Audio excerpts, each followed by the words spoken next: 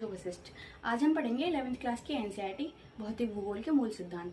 उसका chapter number 4 है महाद्वीप में महासागरों का वितरण। तो हम उसके बारे में पढ़ेंगे।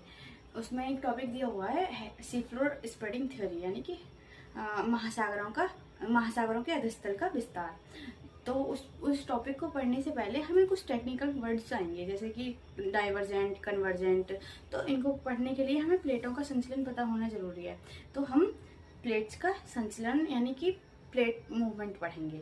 ठीक है, प्लेट्स किस तरीके से संचलित यानी कि अपना प्रोसेस कैसे करती हैं। लेकिन हाँ, प्लेट क्या होती है? प्लेट एक किसी भी जल या स्थल का बड़ा सा खंड, उसे प्लेट बोलते हैं। तो एक प्लेट 3 तरीके से संचलन करती हैं यानी मूवमेंट करती हैं।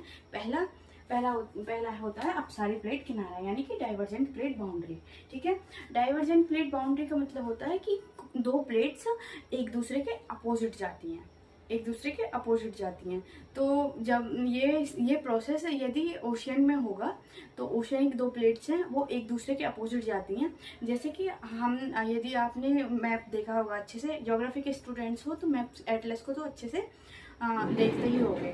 तो नॉर्थ अटलांटिक ओशियन में जो मिड अटलांटिक रीजन है वो डाइवर्जेंट प्लेट बाउंड्री का ही एग्जाम्पल है। तो जब प्लेट्स एक दूसरे के अपोजिट जाती हैं, ठीक है, डाइवर्जेंट प्लेट बाउंड्री क्या होती है, कैसी होती है? प्लेट से एक दूसरे के अपोजिट जाती हैं और एक दूसरे के अपोजिट जाएंगी। ये हमारा स्टेनोस्फीयर है, इसमें मैग्मा है।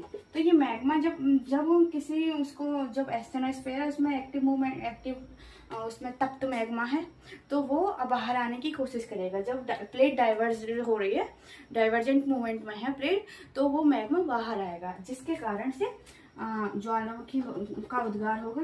ठीक है, ज्वालामुखी का उद्गार होगा। और इसका जो बेस्ट एग्जांपल है मिड अटलांटिक ओशियनिक रिज है। रिजेस मतलब इसके उससे रिजेस का निर्माण होता है। इसकी जो लैंडफॉर्म बनती है डाइवर्जेंट प्लेट बाउंड्री से रिजेस बनती हैं। ठीक है, और इसका जो बेस्ट एग्जांपल है मिड अटलांटिक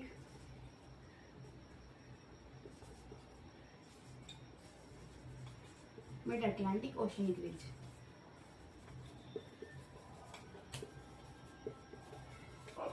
इसका बेस्ट एग्जांपल है। और सेकंड होता है कन्वर्जेंट प्लेट बाउंड्री, यानी कि अपसारी प्लेट किनारा। अपसारी प्लेट किनारा में प्लेट से एक दूसरे के पास आती हैं।